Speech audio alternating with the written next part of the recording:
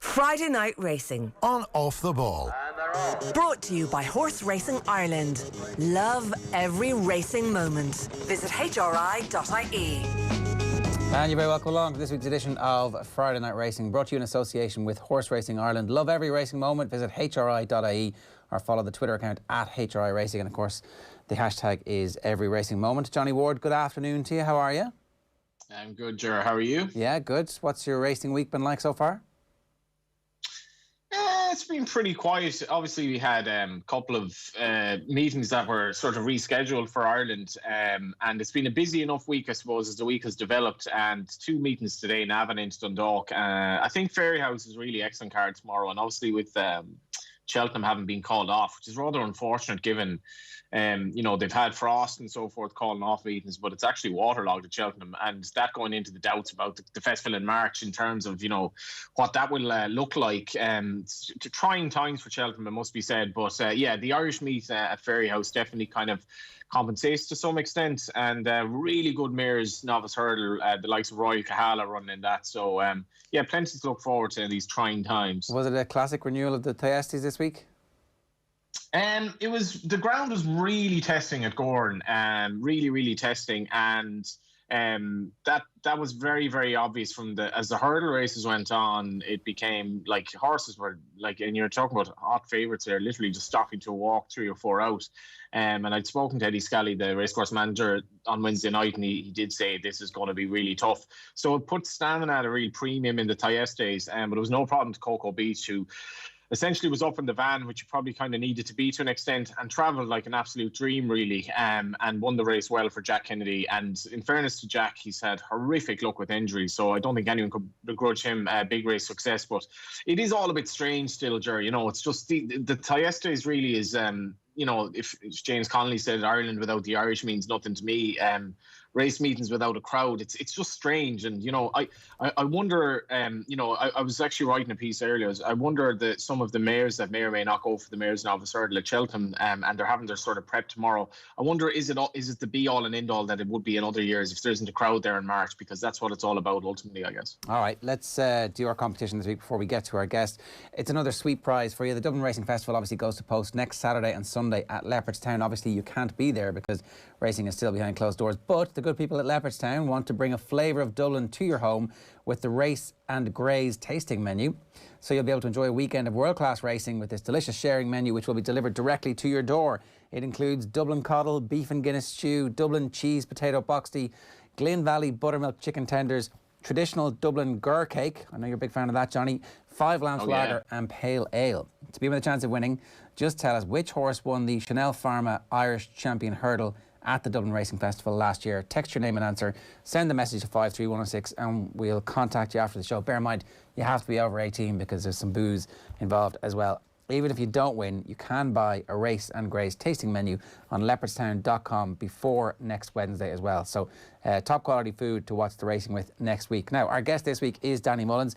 Danny, good afternoon to you. How are you? Good afternoon, Ger. Good afternoon, Johnny. You are in Navan, I believe. I am. I'm locked away in an office here all on my own in Navan, so they won't let me out for another while. Right, that's good. You were racing today at Navan. What was that like today? Yeah, sure. I suppose it was just very tough. It's Navan in January. That's what you're expecting, I suppose. I finished 4-1 from my mother earlier, so not a bad old day, and we'll go again. Right. Myself and Johnny have both experiences in... I covered a club championship football match in the Gaelic Stadium there, and the wind howled straight up into it, and I definitely felt like it was the coldest place on earth, and Johnny said the same thing. There's something cold that gets into your bones in Navan that's the rest of the country, I don't know what it is. Yeah, it can, through the winter here, there's days it gets proper cold, but it's great to be racing. We're keeping the show on the road, I suppose. For us now with no showers here, I suppose the smell sets in a little bit more longer than the cold, but that's life during COVID. Everybody has to make their sacrifices. There actually with that in that, yeah. What's it like in terms of, can you shower at the track, or do you just have to when you go home, or what's the story? Just have to do it when you go home. That's been the way from the get-go. And Jennifer Pugh, she'll engage with us plenty on it, and I suppose as sport goes, we've been very strict, and it was maybe a little bit more difficult to get used to at the start, but that's a testament to how we've been allowed to keep going, how strict the rules are, and it's a good sign for us going forward. And we're willing to do whatever we have to do to keep the show on the road. What's that actually been like, that bit where the show has been on the road while the rest of the country has, at various stages, been in complete lockdown, and you would venture out and you wouldn't see a soul, and then everybody burst out over the course of the summer and it felt like a little bit of normality was returning, and then obviously back to a fairly intense lockdown at the minute. All the while you guys have been going about your job in those weird circumstances. What's that been like to live through that? Yeah, I suppose we're just in a bubble where we're racing plenty. The end of the summer was very busy with a lot of meetings, and we're riding work in the mornings, into the car, go racing, back home. There's probably not been much time to go out and enjoy what would be a normal life. So things really haven't changed much for us. It's just keep working and keep racing. So when you see what other people are going through, we're damn glad that we are racing around in an open field, and the way our sport is run, that it can operate like it is. And at any stage have you got used to the fact that there aren't supporters, particularly on the big days? Definitely. I suppose the first shock for us was Galway.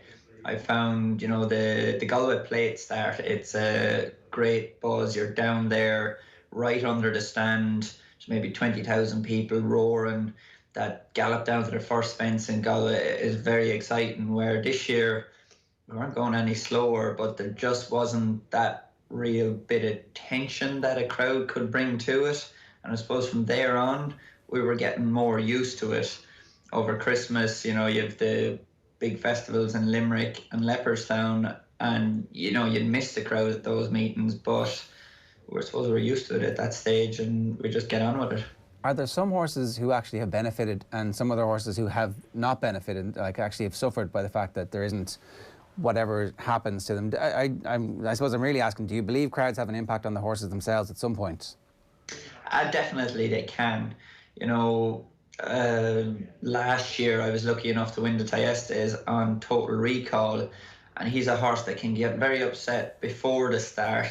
And on the day last year, I just took him down to the start very late to try and keep him as relaxed as I could. Thankfully, he got away while he hadn't blown the lid, where, if he was there this year with things just being much more low key, it would have been an ideal day for that type of horse. So there is some benefits, and some other horses that are maybe a little bit lazy in that a crowd might bring them to life. It might have a little bit more adrenaline flowing through them, which would mean they're in your hands a little bit more early in a race. So it's to and fro. I suppose it's a level playing field, for the different horses. Some it benefits, some it doesn't. I suppose you've nearly gotten used to it at this stage, Danny. I mean, it's been going on so long now. Has it been has it been kind of easy enough to get used to the protocols and the changes in terms of the race day experience? I know a lot of probably spend a good bit of time in your car between rides and all that. And have the jockeys kind of gotten a bit worn out by it, or are they kind of, I suppose, stoically just going along with it and happy that they can go racing? Yeah, I suppose it has been very different, but we've just come to accept it. We're very fortunate to be in the position we are, and I suppose that goes back to Jennifer Pugh, the IHRB and HRI putting in these strict rules and enforcing them. So we're happy enough, to roll with it. Anything more we're asked to do, we have been doing. And you're sitting into your car between races, you're drowned wet with muck everywhere, you stink, but you're racing. That's what you want to do. If you don't want to do it, you don't have to. Go on, yeah. Sorry, Ger. Oh, well, I was going to say, as we saw with your cousin last week, you obviously do want to do it. Yeah, definitely. I love the game, and David seems happy enough with his decision. I was chatting to him this morning. He's still riding out away, and he's starting a new chapter. But looking back on that, if any guy walked away from the game with 20 years riding under his belt with the results he'd achieved during his short stint, they'd be more than happy with it. It's he done very well and he's happy, and he had the balls to stand up and make his decision. Yeah, no, I totally agree with that. And we'd good old crack with him actually last week on the show when we were chatting about it. What is it for you that makes you love the game? Because it's a hard game. You get beaten more often, way more often than you win. A 7 to 10% success rate is considered, pretty good. So what is it about this game that gets you up every morning going, yeah, let's go for this?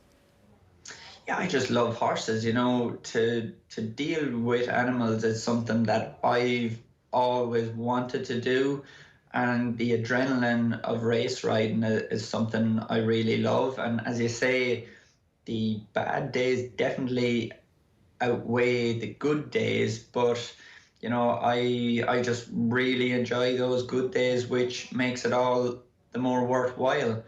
If you're lying at the back of a hurdle with a horse on top of you, trying to catch your breath and thinking, when am I getting out of this? There's the days that you'd be questioning it, but thankfully I've not had too many bad injuries. I get up, walk away, and you do it again.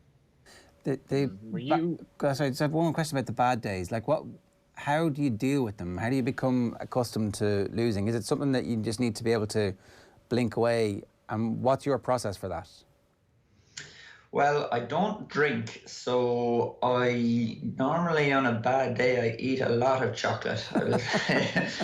It's I suppose as I've got older, when I was younger, if I didn't win, I was maybe more angry with myself. But as I've got older, if I win, lose or draw, once I've given a horse a good ride, I'm happy. Where going now that I'm a little bit more mature, if I give one a bad ride and still win, I'll go home a little bit grumpy with myself, learn from it and go again. And it's likewise if you get beat a head or a half length in a big race, but you've given it a great ride to get there, I'm satisfied with that. Where I suppose when you're younger, you're not as mature to deal with that. That makes sense. What was the thought process behind your decision not to drink? Was that career related? Not particularly. I did drink when I was younger, probably too young, a little bit bold. I do remember that. I remember you the big winner in Galway, and I was in the hole in the wall, and I was looking at you, and I was wondering how the hell did that lad get served? Because I don't know what age he is, but he's definitely young. But maybe you weren't. Johnny, maybe you were just tired that Johnny, what are you doing? You see, Snitch. you're a bad read of character, because I didn't even drink at that stage. It was after. There you go.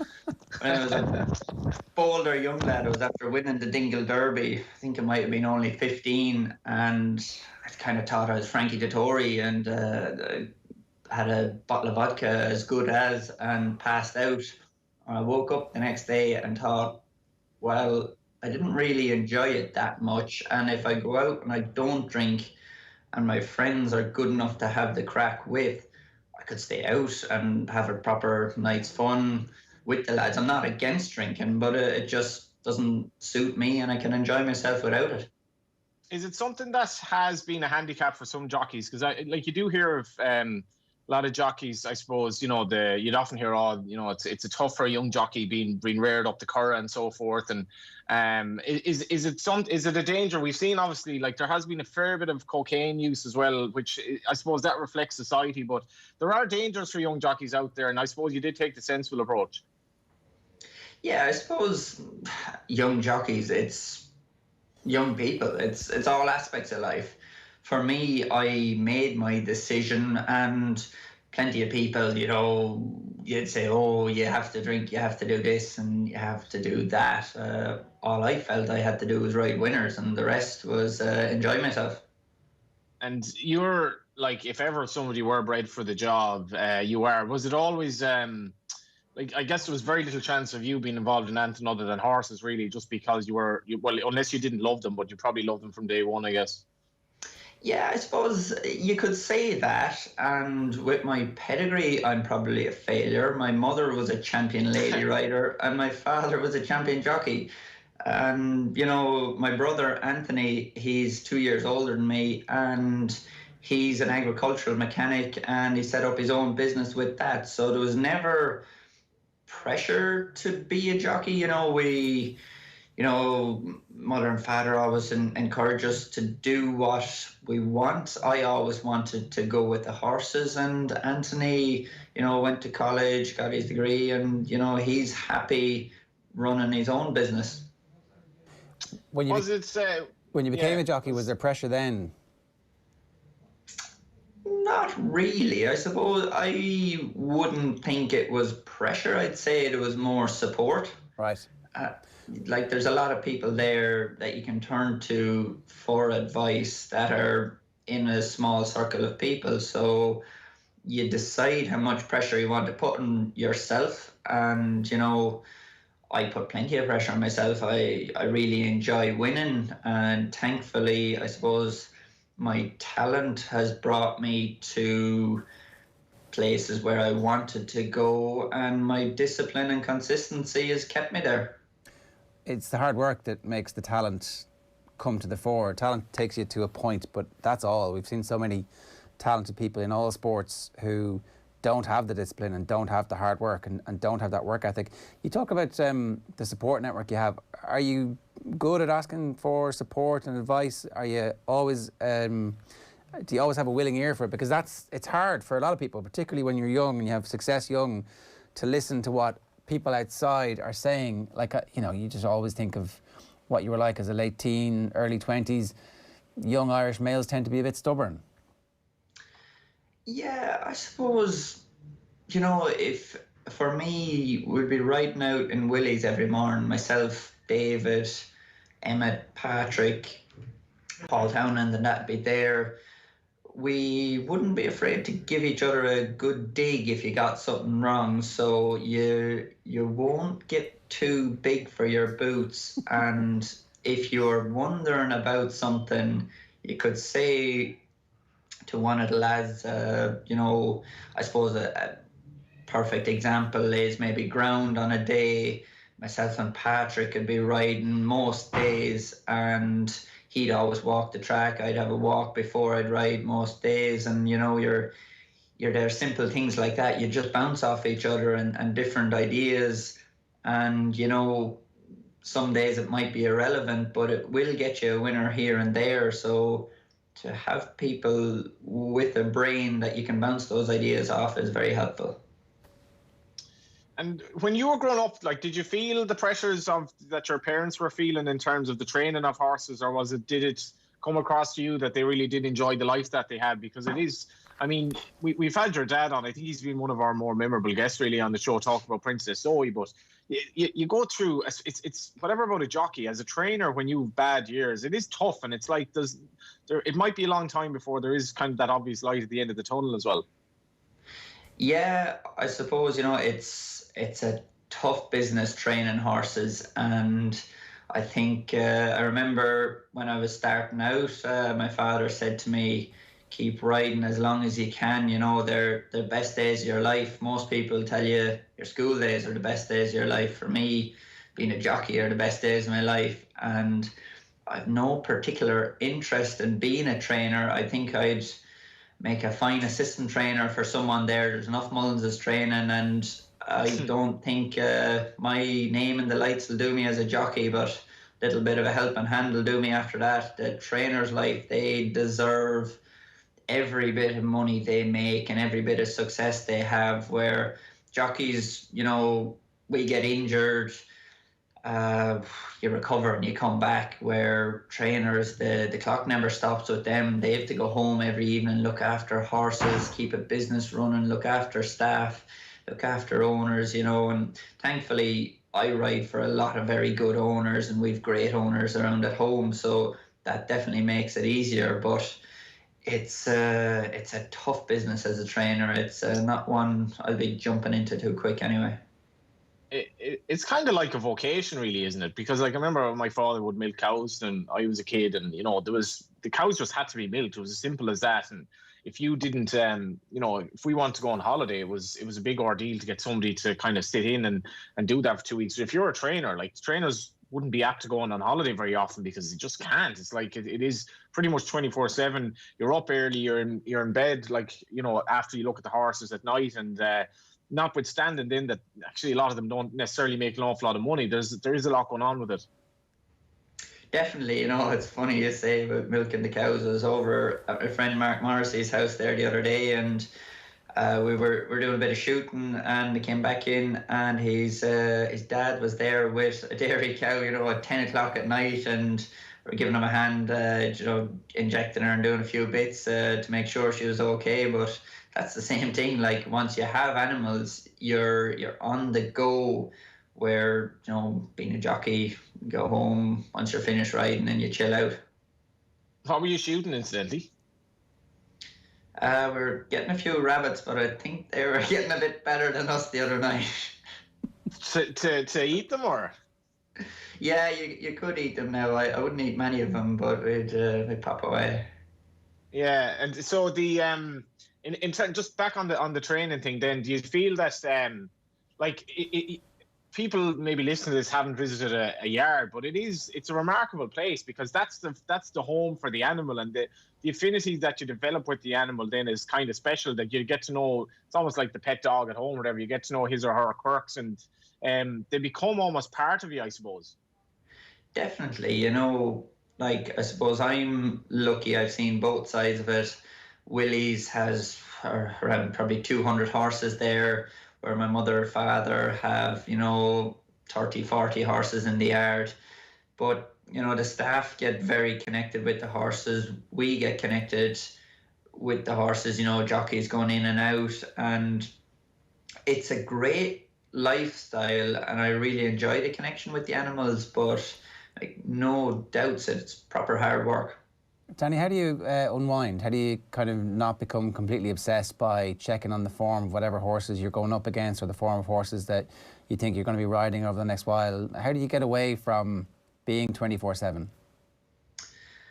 I like hot chocolate and a bit of Netflix in the evening. That seems to do me. You know, I'm tall enough. I think I'm 5'11", so I keep fairly fit. I'd be, you know, doing a bit of exercise during the week and keeping myself ticking over. But I suppose you just don't tend to worry about it too much. You get up on race day, you have a look at your races, you see, you know, pace, fancied horses, assess that, talk to your trainer, go out and give the horse the best ride you can. And if you could win every day, it'd be fantastic, but it just doesn't work out like that. And you learn to accept it and go again the next day. And do you have if you don't want to be a trainer, do you have a post-jockey career plan or a path, or do you allow yourself to think like that at this stage? Because that might be another way of diverting your attention sometimes.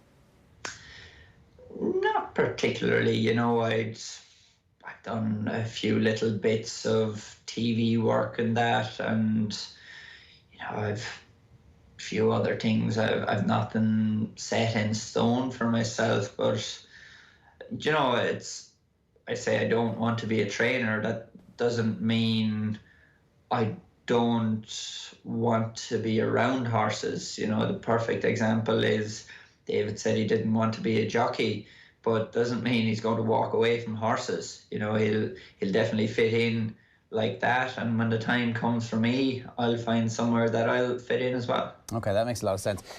Talk to us a little bit about your pony racing career. I'm always really interested to see how jockeys reach your level. It turns out there's no single one pathway for everybody. Everybody's story is quite different, but you had a lot of success as a pony racer as a teenager.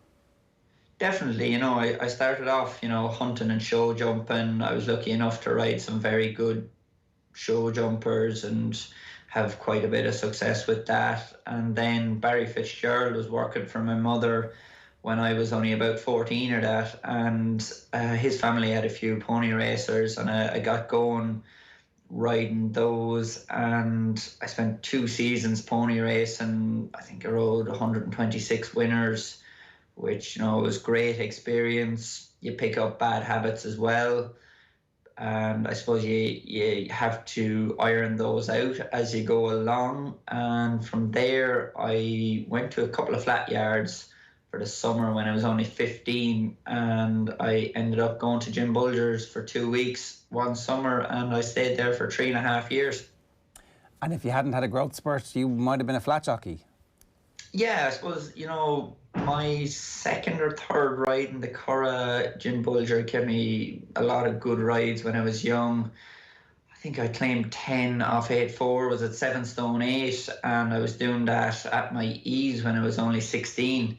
And from there, I grew and I grew. I started off, I think I rode 19 winners my first season on the flat, 29 my next, and then I was getting heavier very fast, and I rode a couple of rides over hurdles that the following season I broke my collarbone, my thumb, and Punchestown at a fall. Ended up only riding 7 winners on the flat that year, and I suppose with that fall from grace, I learned a lot. You don't take anything for granted in this game, and while I wasn't maybe at the weight or size that I am now, I knew my future was lying as a jump jockey, so I had to adjust. And is there a bit of heartbreak in that, Danny? Just where you can't stop your body doing what it's going to do. It's inevitable, but this thing that you love and you've turned out to be pretty good at is right there for you.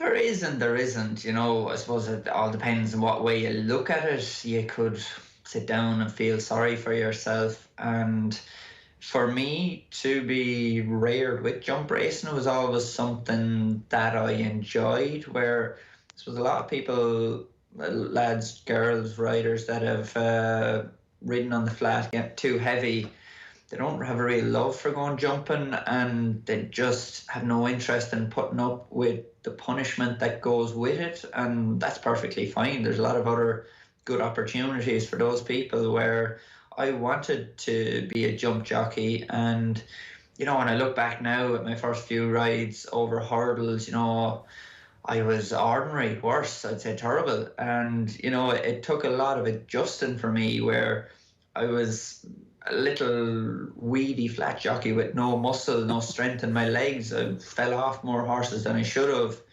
and thankfully I got going. Barry Connell was very good to me early in my career to give me some of those better opportunities and get me off the ground.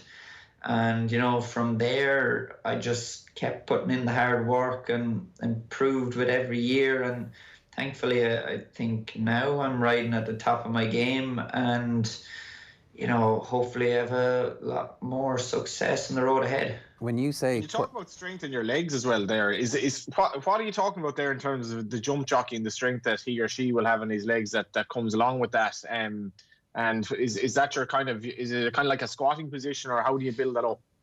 Yeah, I suppose in the last couple of years I've done a lot more work. Ruby put me in touch with Enda King up in Santry, and I broke my kneecap, and Enda had got me back in action, and he just made me an awful lot stronger as a person, physically, to take falls and that, and even when a horse makes a mistake, when you're in that squat position from lifting heavier weights, if a horse hits, you have just a much better suspension system in your legs is probably the best way of describing that. And you're tougher when you are hitting the ground, that your body can take an awful lot more punishment. So you're doing squats and working out. Was that part of the transformation from flat to jumps? You hadn't been doing that up to that point? I hadn't, and I probably didn't do it enough in the early years riding over jumps, which caught me out. Wasn't really the culture, I suppose. No, it wasn't, and I suppose things have moved on an awful lot. And I remember the time Ruby was telling me to go up to Enda, and he said to me that one of the good rugby players had put him in touch with him, and he would have loved to have gone up to him 10 years earlier himself. So there's me 10, 12 years younger than Ruby. I would have been some fool not to take that advice on board. And, hopefully in the later years of my career with medical advances and that, it'll give me an awful lot more time at the back end. And make you more adept now. Even, are you a better jockey as a result of being stronger and more able to have that good quality suspension system? I suspect the whole point of this is that you are. I don't think I'm a better rider, but I'm a tougher rider. We'll say last year at the Dublin Racing Festival, I think one of my first rides, I went out in the 2-mile chase and turned head over heels at the first fence, took a fair fall and a fair kicking, and got up, walked away, and was in a ding-dong finish and got beaten neck at the full of my strength in the very next race, which it didn't make me a better rider going into that day, but it made sure I was as good a rider after getting that fall in the next race on the same day, and you don't have to be a sissy and lie down. Right, it's pretty amazing that the difficult, you can pinpoint that. In terms of the actual progression then of your own abilities at this point, you know, you said that, you know, coming to the peak of your powers now. How do you continue to get better? Because we've had Barry Geraghty on the show, and he just talks about, it's just experience and scenarios and the kind of almost wargaming exactly where you are. That there was a race this year at Cheltenham that he won that he'd lost previous years. Obviously last year at Cheltenham that he'd won that he'd lost in previous years. And it was obviously, we know now it was the very end of his career, but he felt like he was still getting better. Yeah, definitely. I suppose Barry hit the nail on the head with that interview. You know, you just get a little bit cleverer every day you go. The more you ride the tracks, the more you know them. And even if you're going to a track you haven't ridden before, I'm lucky enough, you know, I get to ride plenty in America and stuff, and you're maybe flying into tracks that you wouldn't have ever seen before, and you can evaluate the situation a lot better.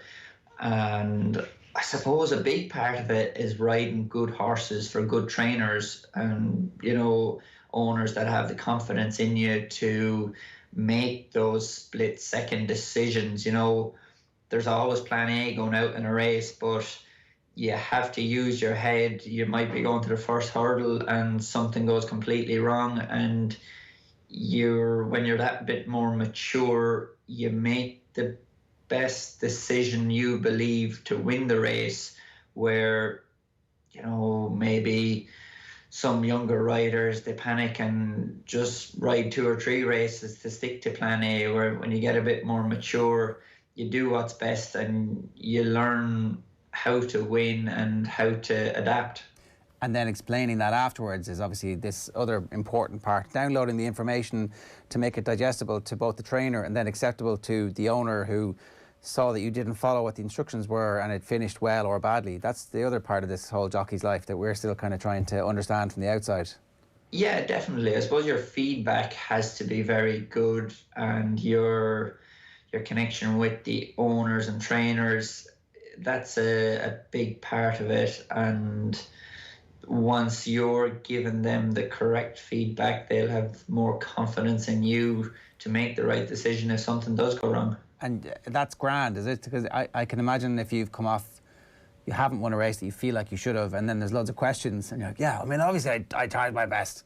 But you've got to, you know, smile and go, yeah, no, look, yeah, no, fair points, yeah, no, you're right.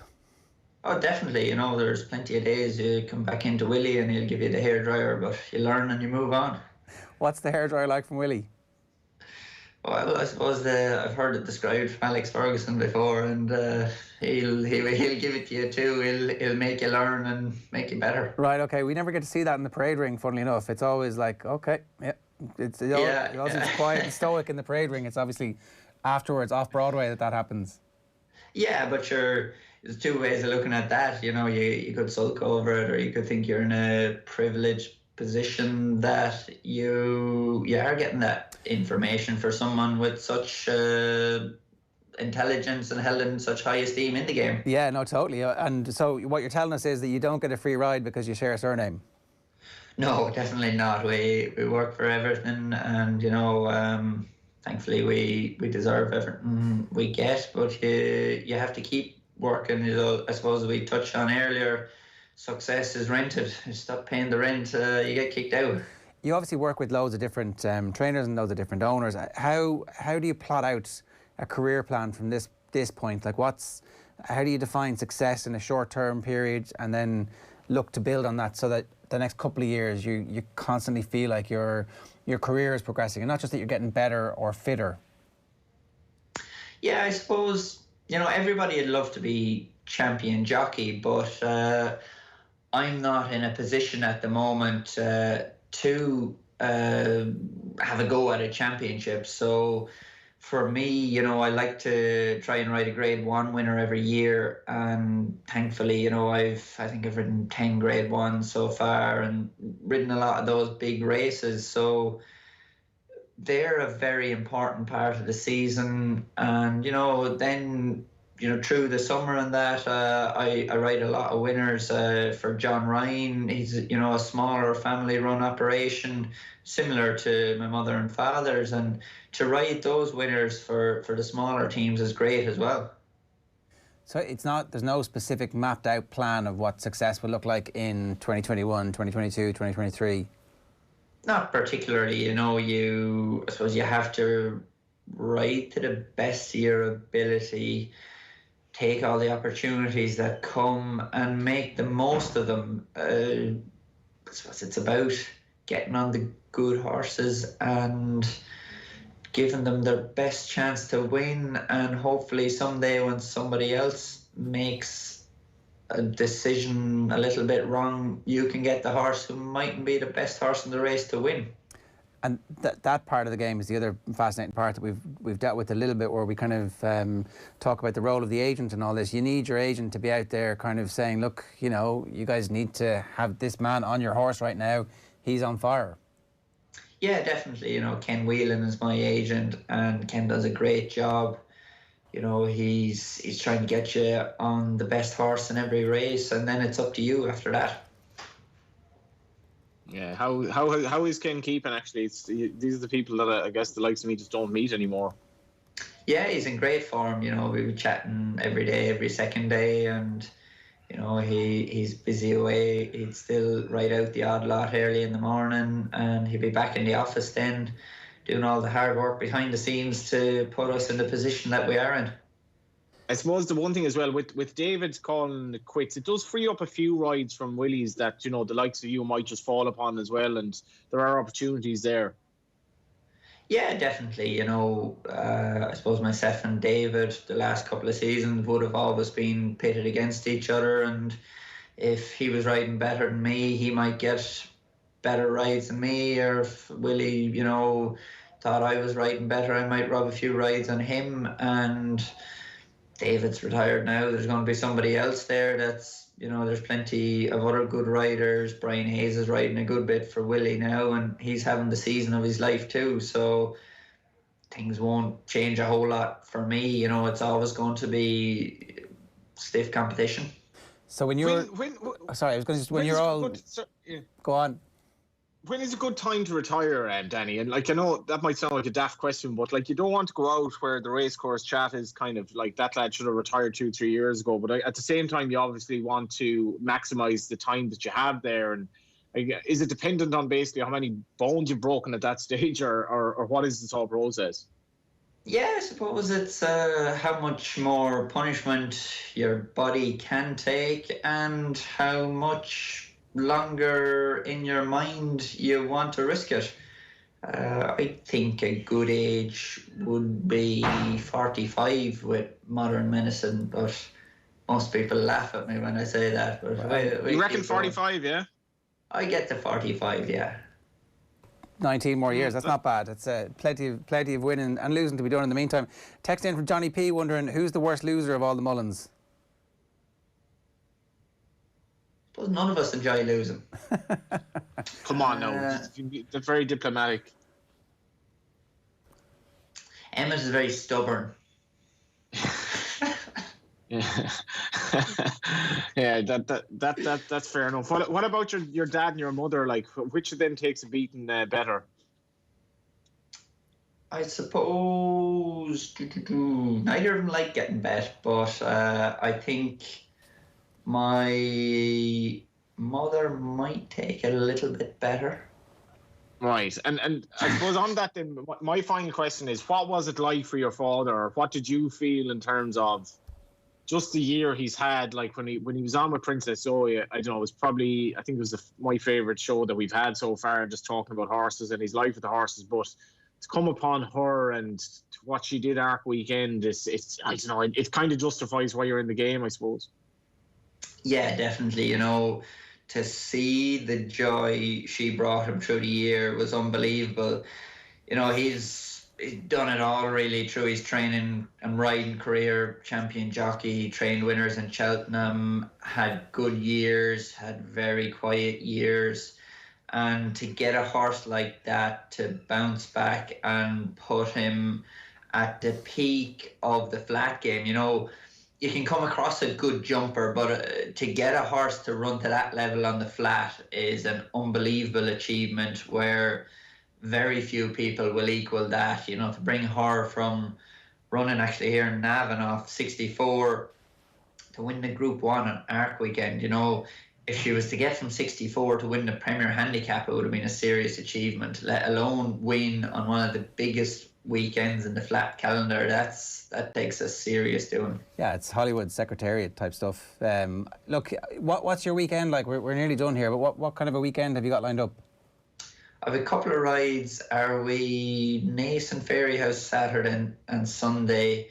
Declarations were finalised for the morning, so I'll actually chat to Ken on the way home. I haven't looked at the weekend just yet, so I'll get a look at those races and try and get on another winner or two. With the Dublin Racing Festival next weekend, and then obviously Cheltenham to look forward to, and then after that you've got the Punchestown. It's like this next 8 weeks, 12 weeks are like essentially, I guess, the best 12 weeks of the year, where the big races are coming thick and fast and everything really matters.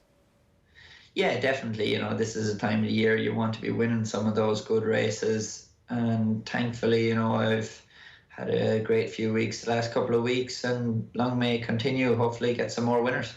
Danny, good stuff. It should be just said, Ger, before we finish it. Like, I know Princess Zoe's been great and all, Danny, but will it actually be enough to make your father get over the loss of all these preview nights for Cheltenham, that he's the star of the show at every year? I think he'll manage that. He's not great on the technology, but he's getting a handle on the Twitter and the Zoom and that, so I don't think they'll keep him away from that. And what Princess Zoe has done from, I think it'll be very difficult to match that. Good stuff, Danny. Thanks a million. Cheers. Thanks, Danny. Catch you soon. Danny Mullins giving us some thoughts there. If you want to get in touch with us, of course, you can text the show in the even 53106. Friday Night Racing on Off the Ball is brought to you by Horse Racing Ireland. Love every racing moment. Visit hri.ie. Just put Danny's status in some context for us, Johnny, at the moment. Obviously, we keep looking for the leaders of that next new generation who are coming through. He's right there, right? He is right there, yeah. And actually, like, just as we're talking now, I'm just going to look up the stats for the season, because there is a gap there. We've spoken about this a few times, that those jockeys that have retired and the end of the golden generation, there's definitely space for the likes of Danny to kind of come through. And now that David is gone as well, there's definitely, I don't want to say it's not a golden generation of jockeys, but it's not maybe the absolute vintage kind of set of jockeys that we would have had in the past yet, but there's so much talent out there. Paul Townend is leading Rachel Blackmore at the moment, and Sean Flanagan's having a good season, but I guess Jack Kennedy, who's had his injuries, Mark Walsh in fifth. There you're talking about the top jockeys. Danny and then David would be sort of down between the 15 and the 20, and Danny this season would be on 19 winners, so up from 242 rides. So he's getting lots of mounts. I suppose people would remember his time with Barry Connell, and he came through that was a very high profile job.